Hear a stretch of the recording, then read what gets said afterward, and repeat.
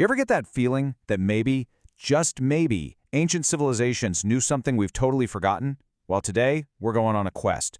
We're going to try and uncover that very secret, the lost knowledge of ancient civilizations. So, let's just jump right in, right? What's the big mystery? It's this. What on earth do these ancient cultures know that we, with all our smartphones and spaceships, have somehow managed to lose? And what the research suggests, well, it's pretty mind-blowing. It seems they had this incredibly profound truth. And we're not just talking about how to build pyramids, right? We're talking about a fundamental understanding of the universe, a kind of knowledge that's been basically wiped from the mat for thousands of years. All right, so our first section here, the ancients' lost knowledge. Where do we even begin? What exactly are we looking for? You know, it's so easy to think of this stuff as just dusty old artifacts, but it's so much more. Buried under those famous pyramids and temples, there's evidence of this unbelievably sophisticated grasp on reality, a world where science, spirituality, and just everyday life were all woven together. And honestly, it still has modern scholars scratching their heads. Okay, so where do we start digging for clues? Well, turns out they're kind of hidden in plain sight. We're talking about the myths, the stories they told over and over again. And you have to understand, these weren't just bedtime stories for kids. They were more like blueprints for understanding how the world actually worked. And this chart here really breaks it down beautifully. Look at Egypt, for instance. The whole story of Osiris and Isis, yeah, it's a dramatic tale, but underneath, it's really a lesson about how everything in nature is connected. Or hop over to Greece, Persephone and Demeter. That's a perfect illustration of the cycles of life and death, you know, the seasons. And then you've got Sumeria, the Epic of Gilgamesh. Wow, that's a deep dive into what it means to be human, to be mortal, and to find beauty in that. See? Every story was a piece of this much bigger puzzle. So I really want to drive this home. These were never just stories. Think of them more like keys or maybe even instruction manuals. They were designed to help people understand this huge cosmic narrative and their place within it. And that idea of a cosmic narrative, well, that leads us straight to the heart of their wisdom. It's how they saw God, not as some distant, abstract idea, but as something real, a living reality. To them, the divine, it wasn't some philosophical thing you debate in a classroom. It was a living, breathing force, a real presence that you could feel in every part of your life. It's not really pantheism as we think of it. It was much more intimate, almost like a conscious energy woven right into the world. And wow, this quote from Gilgamesh, it just nails it.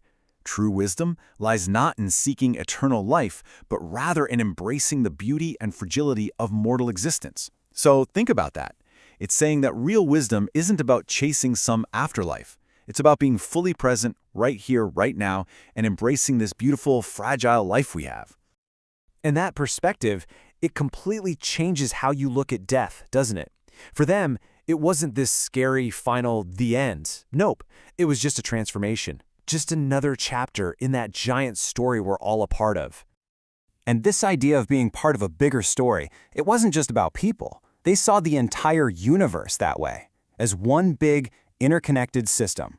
And you can see this thinking everywhere, in their super complex astronomical calendars, in the way they lined up their temples perfectly with the stars. It was all connected. Okay, but I know what you might be thinking. Hold on a second. What about all their gods? Didn't these people worship like hundreds of different deities? Weren't they just polytheistic? And you know what? That's a totally fair question.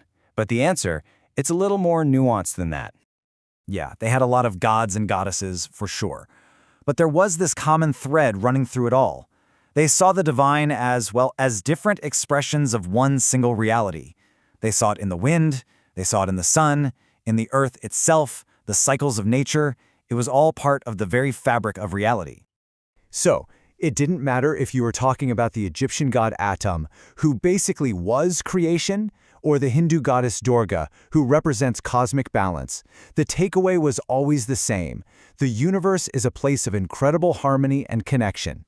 And for them, get this wasn't just some nice poetic idea. To them, it was basically physics. So, okay, what does any of this mean for us right here, right now? This isn't just a cool history lesson.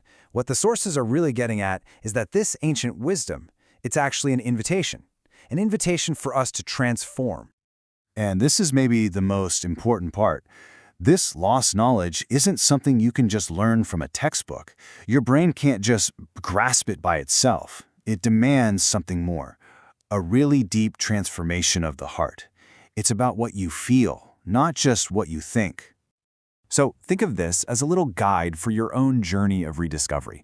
First step, you've got to look beyond just your intellect, beyond just analyzing everything. Second, you got to be willing to ask yourself those really big, deep questions about life. And third, and this is the big one, you have to embrace it as a spiritual journey, a way to connect to something much, much bigger than yourself. And that brings us to the end. But I want to leave you with one final question to think about, a question to just kind of carry with you. What lost knowledge, what deeper connection to the world and everything in it are you ready to rediscover?